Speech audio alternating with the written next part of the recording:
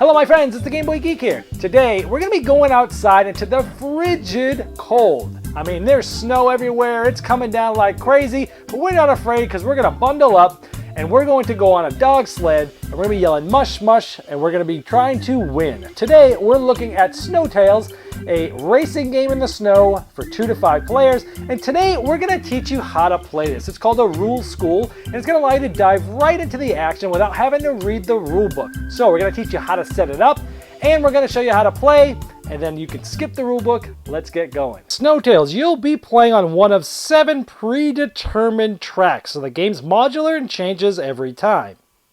You'll be racing down some straightaways, making sure you don't go over the speed limit. You'll be trying to weave your way in and out of trees, trying to go down to 1 lanes and make it through the chasm, and you'll be going around some hairpin turns. You'll be playing cards on your dogs to give them more strength, but be careful because if they're too mismatched, they'll be pulling too much and drifting you to spots that you don't want to be. Sometimes you'll be playing more than 1 card of the same value to give your dog some synergy to get you some bonus and go really fast straight. But other times you may crash into obstacles which give you dents in your sled, which makes it harder for you to make choices later. Be the first to finish to smell victory. The first thing you'll do in setup is set up the actual track. There's 7 predetermined tracks that you can use, but for your first game, we are going to use the Nutcracker. This is the best track to use for your first game. It's got a hairpin turn and finishes on a straightaway. The easiest way to set this up is to separate all the track pieces into 3 major piles. You have hairpin turns, little straightaways, and L-shaped corners. There's also a start and a finish piece, so you should basically set these up into piles off to the side of the table. Now the first thing you'll do obviously is put the start tile down, and I recommend you do it at the sort of the edge of the table because this track will take up some table space, and it's double-sided. Make sure that it goes 1 to 5 right to left, just like this. This is double-sided and it goes the wrong way for this track if it's flipped. So you want to make sure that you go 1 to 5 right to left. Now the next piece that you'll put just at the end of the start line, you line up the lines, it's going to be one of those straight pieces. And you'll notice, again, the yellow flag is on the left and the red flag's on the right. Now notice that this is a blank piece, there's nothing in there. That's what you're looking for. See, some of these, they're blank on one side, and when you flip it over, it has some things that will be used in other tracks on the other side. For example, this one is blank, but if you flip it over, it has trees. You don't want that. What you want on this is just a blank straight piece. Now after that blank straight piece, you're going to put a left-shaped little curve, a turn, and you'll know that, again, yellow's on the left, red's on the white, and it has a 4 line there. We'll talk about what this does later. Now, you just want to make sure you find this the right way because these are upside. If you flip them over, it will go the wrong way. You want to make sure that the piece looks just like this. All the lines line up. You have the 4 line. It's going to make a left-hand turn, and there's nothing else on here. All the spots are blank. Now, after that left-shaped curve that we just put, you're going to put another straightaway that's blank, just like the first piece that you put after the start. Now, at the bird's eye view, it should look like this. You're going to get one of those hairpin U-shaped boards, and you're going to make sure that the red line 3 is right at the end of your straight track, because if this is flipped the wrong way, the line will be on the other side. You don't want that. You want the line with a 3 to be right at the end of your straight track. Again, always knowing that the yellow's on the left and the red's on the right. And here's a closer look of that piece once it's actually put down. So you will do another straight piece with no obstacles on it, just like 2 of the other ones you placed earlier. And again, red flag on right, yellow flag on left. At the end of that straight piece, you're going to take another one of those left-hand elbow turns, and it's going to go where the 4 line is going to be right at the end of this straight piece. Make sure it's not on the end, it's right here, and it turns left. And again, red flag on right, yellow flag on left. At the end of that left-hand turn, you're going to do one more straight blank piece with no obstacles on it. At the end of that straight piece, you're going to put the finish, making sure that the checkered flag is on the yellow side. If you flip this over, it will be on the red side. You want on the yellow, and then you're going to put one more straight piece with no obstacles. This is just after you finish a place that you can see who has gone the farthest after that. And when you're all done, it will look like this once it's set up on your table. Each player will then select their color. They will take a board which has dogs and a sled on it. They will take the 20 cards of their color, and they'll take their sled and put it all in front of them. Any colors not used can be put back in the box. You'll also notice a handful of wooden green trees that came with the game. You don't need those for this track because there's no trees on them, so you can place these back in the box as well. You also take the dent cards that look like this. They have a sled on both sides of them. You put them in one stack off to the side of the board, but where everybody can still get to them. Now what you'll do is you'll take these numbers, these are your break numbers, you'll take the number 3 and you will put it right in here. Everyone starts with a break of 3 and everyone has all the other numbers themselves. Also, you'll take your dog deck and you'll shuffle it and keep it next to your sled here. This is going to be your draw deck. You'll then get ready to place this. The person with the huskiest voice goes first.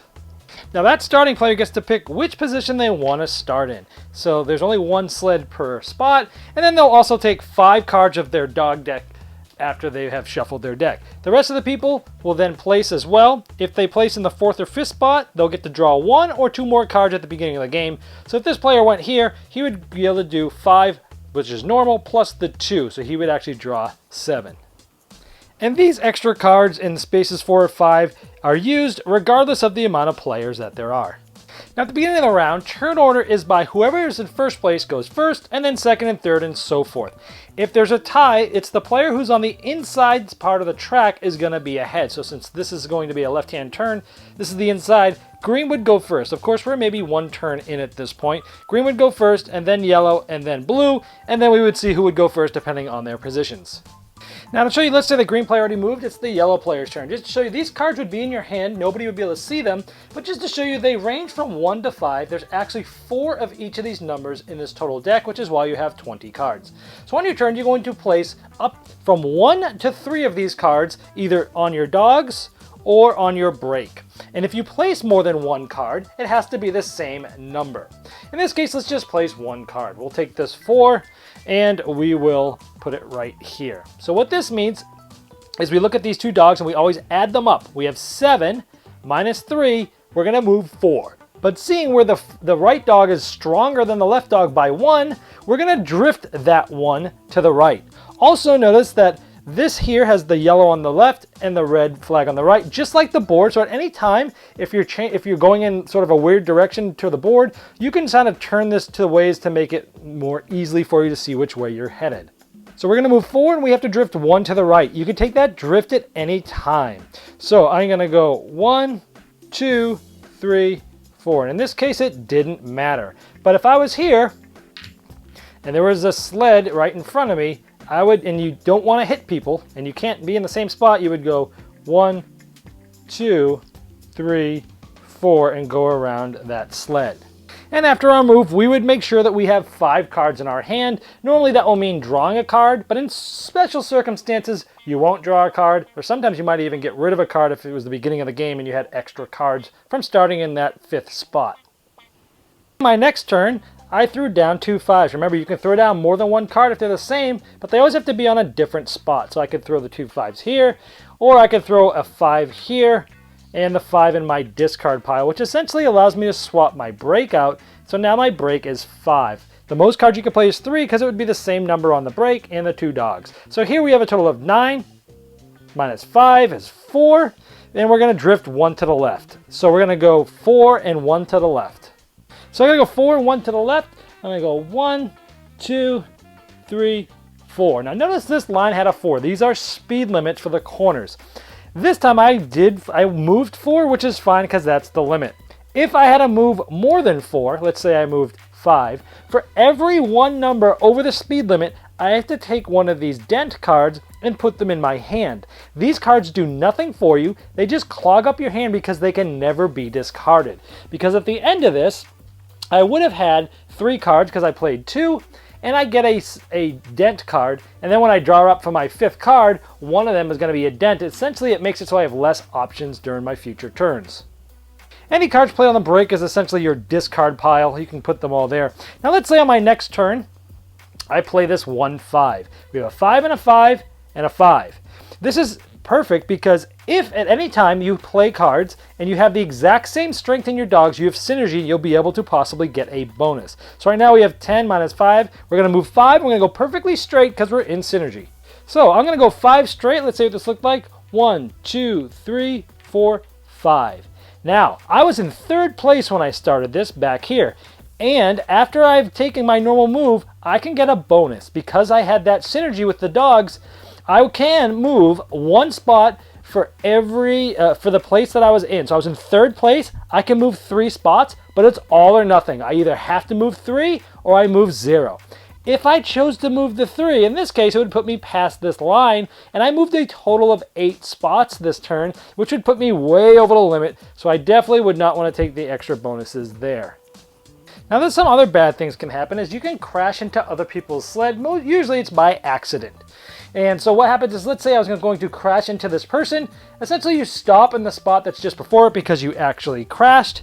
You do not draw one of these cards. Essentially, your turn ends right there, but you do not draw back up to 5 cards. So in this case, you're going to have less cards for your next turn. At the end of that next turn, you can still draw back up to 5 cards. So essentially, the penalty is here, you just don't draw and your turn ends immediately. The last type of damage you could do is going off the course, and this can happen by hitting any of the sides or not making a turn. So if I had to go here and I was going straight, I would hit this. Essentially, I stop on the square before I hit. This time I would draw a dent card. I'd add it to my hand. At this point, I discard down to 5 cards. I make sure that you can never discard any of these sled movements, and that's pretty much the end of your turn as well. Now, sometimes it makes sense. You can actually crash on purpose, and sometimes you can use this instead of speeding through a corner, which would have gotten you many cards. Sometimes you'll just do this to get 1 card. Now, a few other things to mention. On your hand, if you ever get 5 dent cards, basically your whole hand will be dent cards, and essentially you're out of the game immediately and you're just done. Also, you can never move 0. So essentially, if you have 0 or less, you just don't move. Now, at the end of a round, meaning all the players have gone that round, if someone has crossed the finish line, you look and see if there's multiple people that have crossed. If they're alone, they win. If there's multiple players, the one who's the furthest is the winner. If they're tied, you use the side with the checkered flag on the finish to determine the winner. Now, a couple little odds and ends and little rules here is that if I need to draw up and I have no cards left in my draw deck, what I do is I take the cards in my discard pile, which essentially was where the cards were that played with the break.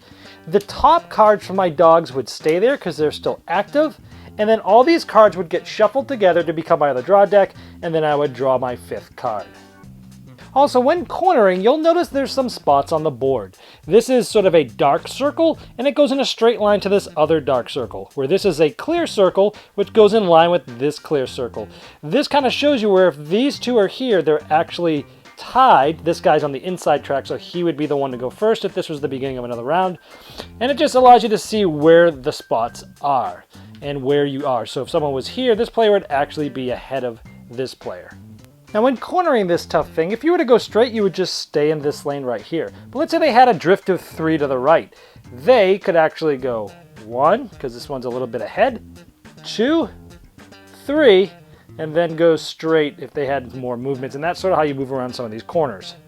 And you might be wondering what this piece is. Well, it's a paw and it's a big pause. Yes, it's a dog pause, but it's also a pause, P-A-U-S-E. You give this to the slowest person who's taking too much time to think. Just for fun, you throw it to them and you say, hey, you're the big pause. And it's just a fun little thing to do. Now, we've taught you the game without having to read the rules, but on the back of the rule book, it's good to keep this rule book on the back page because it does give you a summary of just how the rounds work, how your movements work, and what happens when you hit those 3 different hazards. It's a really good quick reference. Well, there you have Snowtails. I hope you feel comfortable to kind of just dive right in, skip the rule book, and get to that fun as fast as possible.